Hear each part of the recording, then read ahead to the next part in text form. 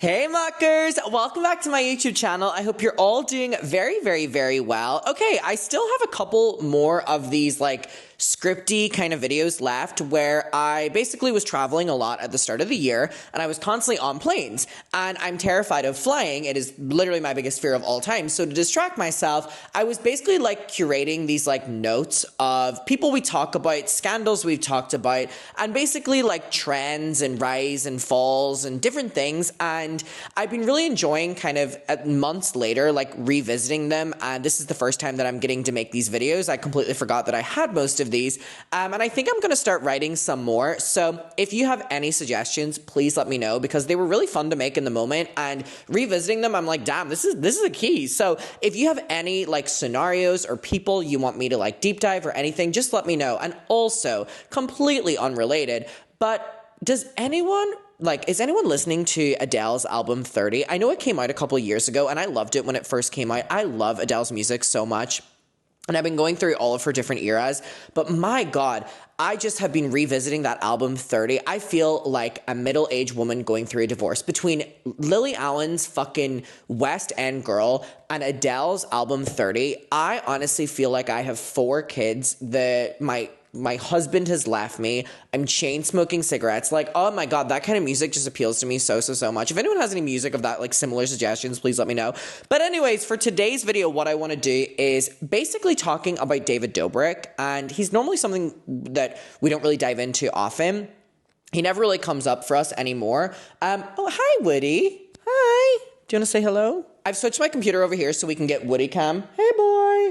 Hey. It was the first time I left him when I went to Paris for the weekend, and he was a little bit fuming at me, I'm going to be honest. But oh my God, he is so cute. Anyways, so yeah, what I wanted to talk about was basically the fall of David Dobrik, if you will, and why his comeback was never as successful as what he once was. And it was really interesting whenever I was going through things, specifically because we were covering it heavy whenever it happened. So again, let's just dive into it, shall we? So I think what's interesting and a good place to start is David Dobrik, quite like how Mr. Beast was kind of the person that anyone, any generation would think of when they heard the word YouTuber. It was the ideal, perfect YouTuber. We've had very few of them. What's crazy is at a certain time period, there was Mr. Beast being that, and a certain time period, there was David Dobrik being that, where it was basically the model YouTuber, if you will, and they were always the top dogs and always the most mainstream ones, and basically the example of a good YouTuber, right? Now, with Mr. Beast, it was all the philanthropy and all that, right? Which... please, let's not get into all that conversation. But with David Dobrik, it was basically that he was just a good guy. He was a good guy and he was really likable. He would do 4-minute vlogs, 4-minute, 20-second vlogs. And he was, known for giving away cars and doing giveaways and being such a good, person to his friends for these vlogs. And laughter, oh my God, the laughter of David Dobrik, people loved it. People loved that he would film his friends, they would do something silly Billy, and he would laugh for about fucking 4 minutes and 20 seconds. Now, I used to watch David Dobrik's vlogs, but even in the moment, his laugh to me was always the most annoying thing about the videos because it felt very orchestrated. It felt very Friends, when you're watching Friends and there's a laugh track, and I'm like, damn, I probably would have laughed if there wasn't a laugh track here, but you adding this laughter has made me be like, oh, this isn't funny. That's a David Dobrik vlog to me. But basically, the mixture of these short, very digestible vlogs, the fact that he was basically looked at as a great friend who was always giving, quite like the Mr. Beast model, and also the laughter, he was just very, very, very likable to the masses. And also, he was seen as one of the most wholesome YouTubers as well, which with the scandals that we now know is a little bit fucking ironic, but he really was seen as the perfect YouTuber and incredibly, incredibly wholesome. Now, obviously, what we're going to be diving into is underneath all of that, we know that that actually wasn't what was going on, and that David Dobrik, doing these giveaways at times could be argued as leverage against friends or favoritism, but also the idea of the friendship really started to fall down when you realized that it was actually the friends who were performing and David was actually not performing. So they were the reason you were watching rather than David. And also the fact that the friendship was actually, ironically, basically a fucking hierarchy, which is completely contradictory towards the image that you were sold, which was this big group of friends. And once you realized that they were all actually fighting for their time in the video and the spotlight so that they could propel their own careers, things became a little bit problematic. And also they all started turning on each other because ultimately it was a competition now. So it's also interesting to note that David Dobrik, the one thing that people really loved about him, his laughter, was ultimately his downfall in the end, and I'm not being dramatic with that, but it would then resurface moments in his vlogs that he was laughing at that felt inappropriate then looking back that he was laughing at them. Now, it's interesting because David Dobrik on so many Reddit forums and also so many videos and news articles has been referred to as the internet's favorite good guy, which is just so bonkers to me now, like looking back. So I think it's important to kind of note like how David, was rising, and he was a quick rising star. And I think also his relationship with Liza Koshy, people love a relationship. They love people love social climbing in relationships. So even if a relationship isn't going to last, they stay in it so that they can both mutually, gain from it. But also the internet loves a one true pairing, an OTP, if you're a child of the internet like me. And David and Liza were really kind of like the internet's perfect couple. They were both like funny characters, if you will, although I find Liza Koshy even more unfunny than David Dobrik, which is so fucking, this is not a Liza Koshy lashing video. I'm not saying that I have a problem with her here, but I'm just saying that, my God, she is so unfunny to me. Her humor is like Amy Schumer level of humor to me. Like, I will not get into that here. But anyway, it is completely unrelated, but people love a couple. And I do think that Liza Koshy being existently popular and then having a relationship with David where they're both posting on the same platforms obviously allowed for a recipe for like a beautiful career for David.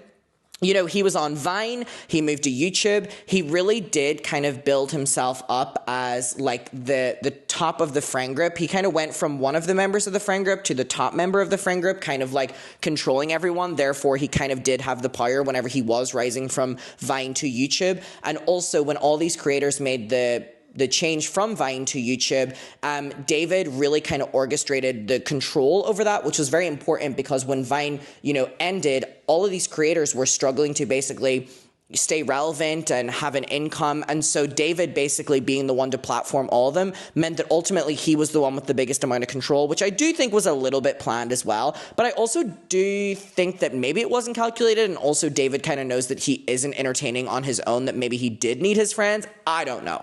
It's fucking one of them, okay? But again, people love a relationship, people love a friendship group. So obviously what was then, the vlog squad, all these creators coming together, of course people were going to love it. It was very, it was a formula for real. It was, short videos where they would all have their own little bits. There was dynamics, there were people dating, there were people friends with others, there were other people flirting, there was people that hated each other, there was people that maybe hated each other. It was like an entire universe, and people love a universe. It was fast editing, it was pranks, it was group dynamics, it was everyone being in on the same joke and everyone not being in on the same joke, and David kind of, controlling the friend group. Like, people kind of loved how all over the place this group was. But also you have to keep in mind that at the same stage, David was in control of it all going down, which people ultimately looked at. He's sleeping, it's so cute. People also ultimately looked back on when things started going wrong. Now, I think it's just important to note as well that they were ironically very, very, very family friendly. So all of them made a lot of money, and David made a lot of money. And it's interesting looking back on the scandals that they have been involved in now that they were looked at as the most family friendly, but they made a lot of money. So of course they all started collabing more and more, and then it became this entire universe. Now, I would say that from the years of 2020, and then before that, maybe for like 5 or 6 years, David Dobrik was the it boy of social media. I remember him doing a SeatGeek sponsorship in every goddamn fucking video, and he was doing interviews mainstream. He was doing things with celebrities. He was going to movie premieres. David Dobrik was the top YouTuber, I would say, really before Mr. Beast came around. And I think it's interesting that David would give away Teslas to people and cars to people and all the rest, and then Mr. Beast kind of created that or continued that formula then. It'll be interesting. You'll see someone, should I start giving away Teslas? No, because I fucking hate Elon Musk. But anyways, it's interesting because the structure that made David Dobrik like untouchable in a way was the thing that made it so that he was so easy to get rid of. You know, David was never the star in the videos, which made him so popular, but then whenever it was so easy to forget about David then, you know what I mean? Like, when it was good, but then when it went bad, it was so easy to forget about David because he never was the star. It's like that movie, I want to be a star. Now, within the Vlog Squad as well, it's important to note that they are all performing and their friendships are, you know, I guess all real, but they are monetary at the end of the day. So that can cause conflict. So of course it was going to end in disaster as well. I think as well, whenever we saw, you know, scandals and pranks going too far and straight up allegations happening within the group, because of the formula of them all just wanting to be on David's vlog and all be seen by the audience, a lot of them seemingly just gave away a lot of their morals for the sake of clout and attention and money, and obviously that was going to end in disaster. Now, I think that David was very calculated with what he did as well. I wrote that down. I think as well that when you look back on moments that have resurfaced of pranks that have gone too far or straight up allegations, David will normally be laughing in these moments, that I think that it kind of harbored this atmosphere for the audience to think it's okay because David's laughing, and when David laughs, we laugh. And the friend group as well, when David laughs, we laugh. Now, with David Dobrik, things started going so badly, I would say around 2021, and this was whenever, you know, stories started to resurface, and we had Seth, one of the members of the Vlog Squad, speaking up and basically saying that in one of the pranks, he says that he was SA'd, which was that he was told that Corinna, one of the members, was going to be kissing him under a mask or something, and then it was actually Jason Nash, and basically that this had, you know, impacts in his personal life because of, you know, his family and the community around him, basically saying that he was making out with Jason Nash in this video when he didn't consent to kissing Jason Nash in this video. Things like that started to resurface, and also old videos of David started to resurface. Just vlog moments that were taking it too far, that was normalized because he was pushing out content at such a fast pace that he really wasn't editing and always wanted to do the next biggest thing, which is kind of the formula we're seeing with Mr. Beast right now. So around this time as well, as we all know, Dirty Dom, one of the members of the Vlog Squad, was accused by a woman of sexual assault during one of the shoots for actually the vlogs. Now, as we know, this turned into, such as it should have, a big situation. Frenemies got involved. All of the members were basically being looked at as guilty, and most of them really were. And this was one of the biggest turning points for the Vlog Squad, where people really started to look at how David and the Vlog Squad really weren't protecting people that they were bringing into their circle, and it was all for clout, and no one could do no wrong, and that was a big problem, and that was going to ultimately end the Vlog Squad. Now, again, I want to state here that we have, you know, with the Seth situation and with the Dirty Dom, we have made dedicated, very long deep dive videos on those situations, and they are horrifying. I think for now, I just want to acknowledge that they happened because they're important for the story, in case you're thinking that I'm not going a little bit more in depth about it. But basically, long story short, the moment with Dirty Dom and the moment with Seth showed that boundaries would be crossed for the sake of clout. And that really put a spotlight on David Dobrik's responsibility, and also the fact that they all were kind of guilty by association, and the pressure started building on whether they were going to disavow these things that David was allowing to happen in the vlog. But if they did that, would David cut them from the vlog? They need David to show them in the vlog so that people watch their own videos. So very quickly, this friendship turned into a hierarchy. It always was, but now it was very clear. So we know that the Business Insider article came out around this time as well, which obviously brings the Dirty Dom situation to mainstream. Frenemies was blowing up during this time, and I think that the downfall of the Vlog Squad was one of the main reasons. I think it was the reason that Frenemies blew up to what it was, because then we see the Jeff Wittek interview, the horrible one, and I think that was a moment that really propelled Frenemies into what it was and made Frenemies I don't think Frenemies would have been as big as it was if the Vlog Squad didn't have their downfall. But with Business Insiders, sending David Dobrik isn't protecting, people in his vlogs or people that they bring in, going mainstream on Business Insider, and then Frenemies doing it to the YouTube sphere, basically every avenue was covered, telling people and showing people that David Dobrik was really a bad person and would do anything for clout and attention and wasn't protecting people. So for the first time ever, the YouTube community and mainstream media were basically shown that YouTube's golden boy was actually, I guess you could say, allegedly abusing that power. Now, David was a brand's dream, as we know. He was, doing every movie premiere, every brand, SeatGeek, all the rest.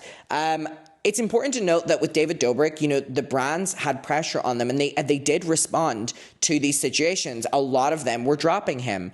And this was whenever David did his first response. Now, as we've talked about before, how people respond to a scandal and their attitude and what they say will really determine the trajectory of their career. He's so fucking cute.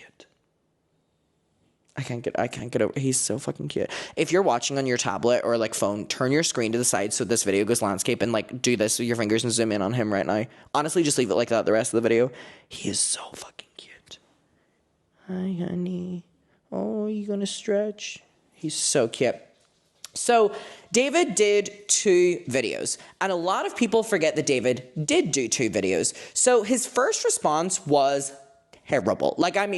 Everything considered, terrible. It was really, really, really defensive, and it was posted on a second channel. Obviously, these people never learn that posting on their second channel when they try to show it to a lesser audience, ultimately in the end pisses more people off. And it was uploaded, I think, really late at night from what I remember. I was going back and watching my videos on it, and the video kind of felt very PR and not actually that he cared about it. And it was not a good look for him at all, and it was not the appropriate response that he should have done. And then he made a second video, and the second video was definitely a little bit longer and a little bit more, trying to show emotion in any way, because David would always be seen as being cold. And this one was kind of heavily criticized because it came after sponsorships started dropping him, which again is never a good sign if you wait until you're financially dependent on having to do an apology, because then people are like, oh, you actually don't give a fuck about this. So it's never a fucking good look. It's never a good look. It's never a good look. And this one was exactly like the influencer strategy, from the lighting to how he was appearing, the outfit, the addressing things, but not fully addressing things. This was typical influencer fucking apology. And again, because we're so used to these right now, people don't take them seriously. I don't know how these influencers do not fucking learn. And the fact that this was his second chance and it still wasn't that good, he lost a lot of people. And again, I think as well, whenever an influencer like David waits so long to address things, even if you were to do the most amazing video, people will be annoyed and second guess what you're saying because why did it take you so long to say this? No, I think before we get into his rebrand, it's important to dive in a little bit to the Jeff Wittek of it all. Now, we've talked about this, as you know, but it is important to note that when the Seth thing dropped, the Dirty Dom allegations dropped, Jeff Wittek, a key member and one of the most liked members of the Vlog Squad. Jeff Wittek was in the Vlog Squad, he was in the friend group, he was featured in the videos, and Jeff was one of the favorites because he was the heartthrob. Him and Todd Smith were definitely the favorites in the Vlog Squad. And so I think it was the 2020 comeback that David was doing.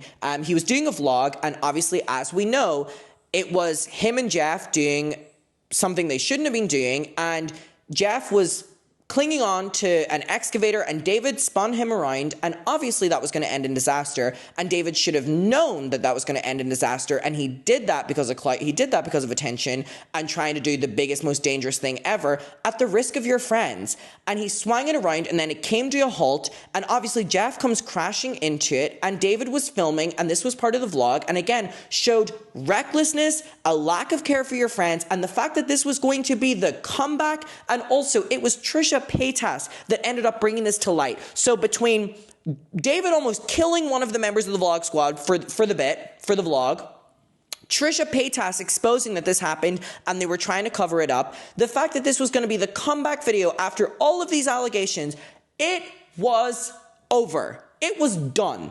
David Dobrik was done. He was fucking done. Because what do you mean you almost fucking killed one of the members of the Vlog Squad, one of your fucking friends? There's one thing about exploiting them. There's another about putting them in serious fucking harm. Now, I think that if David had even acted in the moment, he still would be getting backlash. But the way that he acted after it, I think fully kind of turned everyone off to him. You know, David and Jeff are now in this legal battle, and I think the silencing of the topic, I think the back and forth about who's responsible, I think the fact that all of the Vlog Squad members dropped Jeff once this happened, and Jeff was the victim, the arguments over, is David paying for the surgeries, is Jeff paying for the surgeries, there was so many narratives going around, it was over for David, honestly. And as it should have been, because what do you mean that you're willing to put your friend in a situation like that for a fucking vlog? It's so unnecessary. Like, it's so unnecessary. How unfunny do you have to be to basically do a stunt like that? I couldn't get it. Now, Jeff ended up, you know, later being a part of like a documentary like Casey Neistat, and also showed his own footage as well. And viewers got to see what happened and got to see this side of David, unfiltered, unedited, where he was willingly putting his friends in danger for the sake of a bit. And that further confirmed that people were throwing out the word like psychopath, and people were throwing it out, not me. And it just didn't help the narrative at all. And I just believe that from that moment on, people didn't trust him and thought that the entire thing that he did was a facade up until this point, you know. And then it turned into Jeff versus David. Obviously, a majority, if not everyone, siding with Jeff, because Jeff is the victim here. Jeff is the one who still to this day is getting surgery because of it, while David gets to party away. David's offering PR while Jeff is fighting for his life. It was the moment when the audience, I think, fully clicked. And I think that David's, you know, internet's good guy, there was no coming back from that. I don't think there was any coming back from that. Now, David did try to rebrand after this. He really did try to rebrand. You know, he moved a lot of his content to Snapchat, an entire different platform, after he came back, in an attempt, in my opinion, to post content without a comment section so people couldn't be reminded. And also, I think these people on Snapchat, from someone I spoke to who does do this, where they post content on Snapchat, they make a lot of money that I think he was able to make content, the same thing, post. His core audience were able to find him, a new audience were able to find him, and he wasn't at the hands of the YouTube community that were holding him responsible and accountable for what he did. So he basically worked his way up on other platforms posting content after his silence to inevitably coming back on YouTube. It was very strategic, it was very planned, and it was basically like throwing elements of yourself at the public to then, when you come back from YouTube, they've already been aware that you have been posting, so it's not as shocking. He was never going to leave, and he gradually came back. Now, it's important to note that he is back, and he is he's more successful than all of us. Well, I don't know who's watching this, but like, he's successful than probably most of us. And, you know, that's what shows that like this cancel culture facade that people talk about is not real. It's whether these people want to go away or not, because people actually don't care. David is a crazy one though, because his reputation will forever not go back to what it was. He will never be the internet's good guy again because of what he did to Jeff, because of what he allowed with Dirty Dom, because of what happened with Seth. He will never, ever, ever be that again. And I think in a mainstream angle, it will always linger around him. Kind of like people like James Charles. But there will always be an audience there because his content is easily condensable? Easy to digest. And people like quick content. And I think that David, though, faced a bigger repercussion than what he was anticipating. And I think that that all had to do with the Jeff Wittek situation. Now, I think as well that the rise and fall, if you will, of David, and rise again because he is still incredibly popular and successful, basically kind of shows the internet about these, you know, fake friendships and fake relationships. And I think everything from the hierarchy of the Vlog Squad to Jeff Wittek nearly dying showed that completely. And it also showed people, and I think what will forever be a stain on David Dobrik's career, it showed that the Vlog Squad was transactional and basically a business instead of a friendship group. So when people watch the videos now, they don't actually think these people are best friends. They know that they're all working together, which has changed the trajectories of their career forever, because they would all be famous for being friends with each other. But now people know they're not actually well, they might still be, but to the level of what's being sold to us, you know? And now, I think that David as well, being known as the good guy and, you know, being the one to stay out of drama and stuff, once he was exposed for horrendous things, it was even more impactful that he was being called out, because it's like that, you know, narrative, like, oh, it's always the ones that preach positivity are the nastiest people, or it's always the good guys or the negative guys. He fed into that entirely. He really, really, really fed into that entirely. Now, I think when we kind of look at David Dobrik, the kind of final points that I had was that he built his entire reputation and like business model off of being the good guy, the good friend, and he ultimately proved that he was not those things. So the audience that knew him for that and loved him for that are probably no longer watching, but an audience that don't care about that are probably still watching. I find David very interesting. I think he also is like the token, like if you refuse to give up, like there will still be an audience there for you if you refuse, you know what I mean? But I find it very, very, very interesting, and I would love to know your thoughts on it. So let's talk about it down below. I appreciate you being here, and he is just entirely slumped over.